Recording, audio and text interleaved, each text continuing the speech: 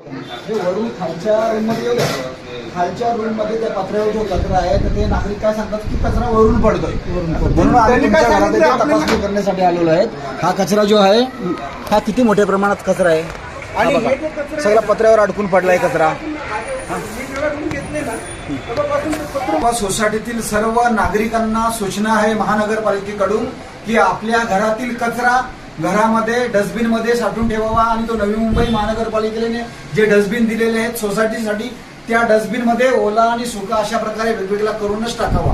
कुणीही आपल्या घरातील कचरा अशा प्रकारे खिडकीद्वारे बाहेर टाकू नका.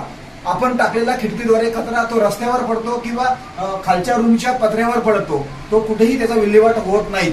यासाठी आपल्या घरातला कचरा कुंडीमध्ये डस्टबिनमध्ये गेला पाहिजे.